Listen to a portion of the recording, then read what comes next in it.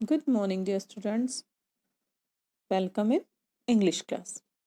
Today's date is 24 November 2020. In previous class, we have write and learnt meanings, question answers, and activity work of chapter number 6, My Sweet Home. And today, we will start book exercise of this chapter. So, our first exercise is exercise F. Exercise F. Give the opposite of this words from the lesson. बच्चों यहाँ पर कुछ words दिए गए हैं, उनके आपको opposite words लिखने हैं. Number 1 is ahead. Ahead means होता है सामने. Opposite of ahead is behind. Behind means पीछे. Next dry. ड्राई मीन्स सूखा. Opposite of dry is wet. Wet means गीला. Next finishing. Opposite of finishing is starting. Next, easy. Opposite of easy is uneasy or difficult. Next, disobeying. Opposite of disobeying is obeying. Quickly. Opposite of quickly is slowly. Stronger. Opposite of stronger is weaker. Next, fortunately. Opposite of fortunately is unfortunately. बच्चों इस exercise में आपको ये सारे opposites लिखने हैं. Next exercise is exercise G. Rewrite these sentences. Begin with a capital letter and end with a full stop. So बच्चों, we will write first letter of first word is capital and end of the sentence will put here full stop. Okay, इसका मतलब ये होता है बच्चों कि हमें यहाँ 3 सेंटेंसेस दिए हुए हैं. यहाँ इन 3 सेंटेंसेस में हमें सबसे फर्स्ट जो है, सबसे फर्स्ट वर्ड का first letter means fold. FOLD fold. इसका F हमें यहाँ कैपिटल लिखना है ना. फर्स्ट वर्ड का फर्स्ट लेटर कैपिटल लिखना है और पूरा सेंटेंस फिनिश होने के बाद लास्ट में हमें यहाँ पर फुल स्टॉप बनाना है. ऐसा हर एक सेंटेंस में हमें ऐसे ही करना है. Next, first word fold. इसका फर्स्ट लेटर है F. हमें यहाँ F कैपिटल बनाना है. लास्ट में फुल स्टॉप लगाना है. Next, third number draw. Draw का D कैपिटल बनाना है और पूरे सेंटेंस के बाद लास्ट में यहाँ पर फुल स्टॉप लगाना है. Next, some LY words tell us more about how an action is done. बच्चों कुछ LY वर्ड्स ऐसे होते हैं जो किसी वर्ड के साथ जुड़कर हमें ऐसा जिससे हमें पता चलता है कि जो भी एक्शन हो रही है, जो भी काम हो रहा है, वो किस तरह से हो रहा है. जैसे स्लो. स्लो मीन्स होता है धीरे. लेकिन स्लो के साथ यदि LY ऐड किया जाता है तो उसका मतलब होता है धीरे धीरे. जो काम हो रहा है वो कैसे हो रहा है, धीरे धीरे.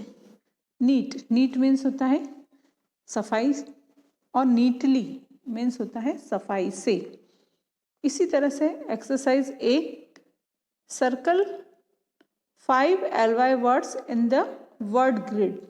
Fill in the blanks with the words you have circled. बच्चों यहाँ पर हमें ये word grid means word puzzle दी हुई है. इसमें से हमें कुछ LY वाले वर्ड्स पिकआउट करने हैं और यहाँ लिखे हुए सारे फिल इन द ब्लैंक्स को फिल करना है.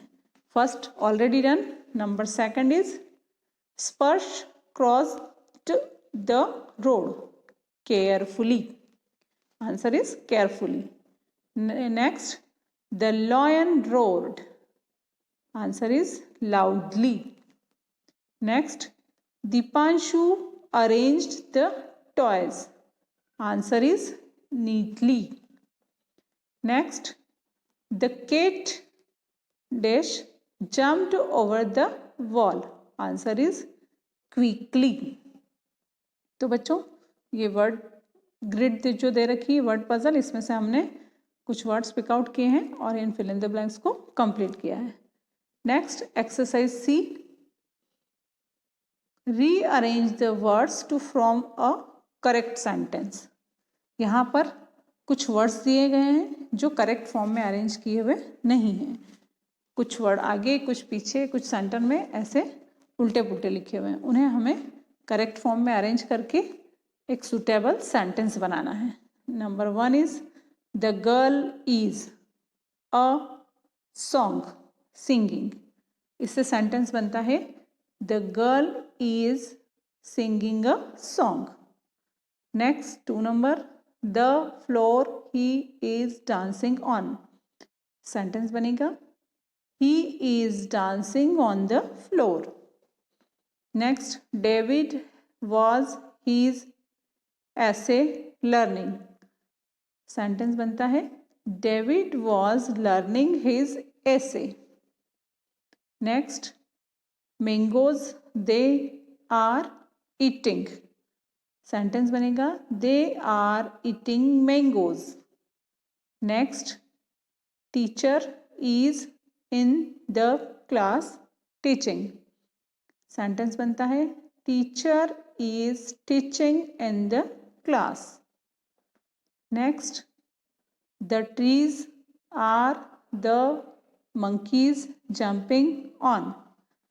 सेंटेंस बनेगा the monkeys are jumping on the trees. Okay बच्चों.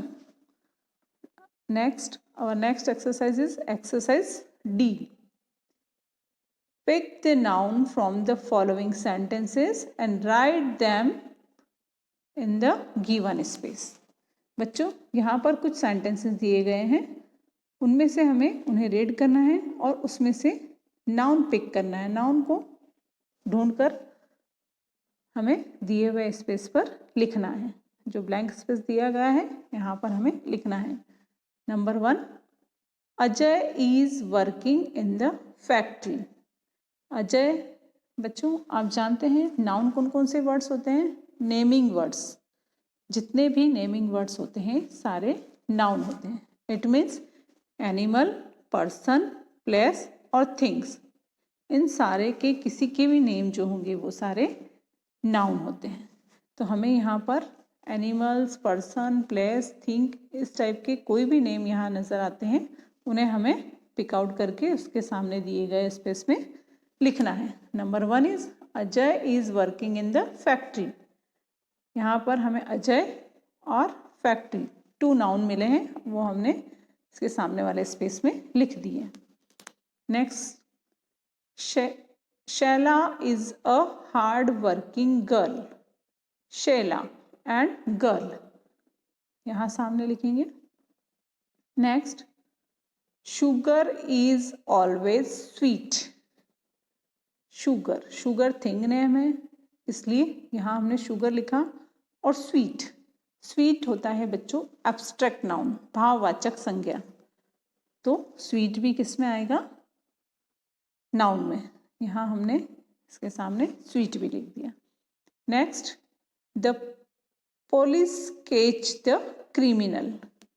The police or criminal, both are right here. Next, this is my house. House, right here. Next, this is a famous building. Building, right here, building. Next, the cow is healthy. तो यहाँ पर cow जो है वो है noun. We will write here cow. Next, Lipika loves eating chocolates. Lipika and chocolates both are noun, write here.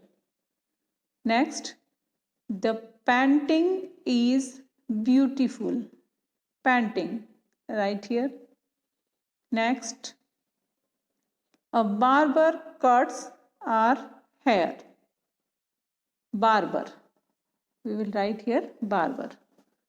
Next exercise is exercise E. Your teacher will read out a passage, tick right the correct words. बच्चों यहाँ पर कुछ sentences दिए गए हैं, उसके सामने to और 3 वर्ड्स लिखे गए, उनमें से कोई एक वर्ड करेक्ट है, हमें करेक्ट वर्ड के सामने राइट का मार्क लगाना है। Number 1, Sparsh grandfather live in a town or village? Answer is village. Grandfather sells, उसके ग्रैंडफादर बेचते हैं, क्या बेचते हैं? फ्रूट्स और वेजिटेबल। बच्चों यहाँ हमें इस पिक्चर में क्या दिख रहा है? ग्रैंडफादर क्या सेल कर रहे हैं? Vegetable, so answer is vegetable. Next, he goes to the market in a, वो मार्केट जाते हैं, किस में जाते हैं? बच्चों जैसा कि हमने फर्स्ट वाले इसमें देखा कि वो विलेज में रहते हैं, तो वो मार्केट किस में जाते हैं? अपना सारा सामान वेजिटेबल्स लेकर किस में जाते हैं मार्केट? ट्रक और कार्ट। ट्रक मीन्स होता है बच्चों, ट्रक आप देखते ही हैं, और कार्ट मीन्स होता है कोई भी लकड़ी की गाड़ी जो होती है, चाहे वो बैलगाड़ी हो, घोड़ा गाड़ी हो, या आप मार्केट में देखते हैं सब्जी बेचने वाले ठेला गाड़ी लेकर घूमते हैं, वैसी गाड़ी, तो उसको बोलते हैं कार्ट। नेक्स्ट, दीपांशु इज स्पर्श।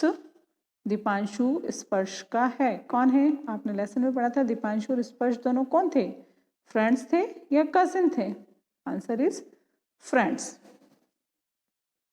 Next exercise H. Read the words in the box.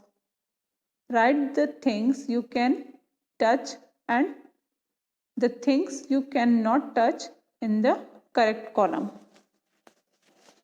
बच्चों यहाँ पर पिंक कलर के बॉक्स में कुछ वर्ड्स लिखे हुए हैं, आपको इन्हें रीड करना है, और उसके नीचे ही आप देख रहे हैं यहाँ 2 कॉलम्स बने हुए हैं, थिंग्स यू कैन टच और things you can not touch. तो यहाँ ये पिंक बॉक्स में जितने भी वर्ड्स लिखे हैं उन्हें हमें पढ़ते जाना है, रीड करते जाना है, और जिन चीज़ों को हम छू सकते हैं उन्हें फर्स्ट वाले कॉलम में लिखना है, और जिन चीज़ों को हम छू नहीं सकते, केवल फील कर सकते हैं, उन्हें हम सेकंड कॉलम में लिखेंगे। Number 1, darkness. डार्कनेस उसे हम छू नहीं सकते, इसलिए हमने लिखा यहाँ सेकंड कॉलम में। Computer, computer we can touch कर सकते हैं, इसलिए हमने फर्स्ट में लिख दिया कंप्यूटर। केक, केक को भी हम छू सकते हैं, फर्स्ट कॉलम में लिखेंगे। आइडिया, आइडिया मीन्स थॉट, विचार जो हमारे माइंड में आते हैं, उन्हें हम छू नहीं सकते, इसलिए हमने सेकंड कॉलम में लिखा है। Next, honesty. ऑनेस्टी मीन्स होता है ईमानदारी, उसे भी हम छू नहीं सकते हैं, वो केवल फील किया जा सकता है, महसूस किया जा सकता है, इसलिए उसे हमने सेकंड कॉलम में लिखा है। Next, Perl. पर्ल मीन्स होते हैं बच्चों मोती, उन्हें हम छू सकते हैं, हमने फर्स्ट कॉलम में लिखा। नेक्स्ट, बनाना, उसे भी हम छू सकते हैं, हमने उसे फर्स्ट कॉलम में लिखा। Next, kindness. काइंडनेस को भी हम छू नहीं सकते, केवल फील कर सकते हैं, हमने सेकंड कॉलम में लिख लिया। ओके, इसके बाद बच्चों एक और एक्सरसाइज आती है, एक्सरसाइज आई। एक्सरसाइज आई, कौन सी एक्सरसाइज है? Exercise I. Circle the correct spellings, circle the correct spellings for each group and right in the space given. बच्चों यहाँ पर 3 कॉलम में स्पेलिंग्स लिखी है, एक ही वर्ड की 3 स्पेलिंग्स दी हुई है, कॉलम ए, कॉलम बी और कॉलम सी। 3 कॉलम में एक ही वर्ड की 3 स्पेलिंग्स है, लेकिन तीनों में हल्का फुल्का कुछ ना कुछ छोटा मोटा डिफरेंस है। हमें उन तीनों स्पेलिंग्स को रीड करना है और सोच समझ के इन तीनों में से जो भी राइट स्पेलिंग होगी उसको हमें कॉलम डी में लिखना है। फर्स्ट में तीनों कॉलम में जनवरी की स्पेलिंग लिखी। जनवरी की स्पेलिंग फर्स्ट कॉलम में हम देखते हैं ए में JANUARY, ये बिल्कुल राइट स्पेलिंग है, इसलिए हमने इसको यहाँ लिख दिया।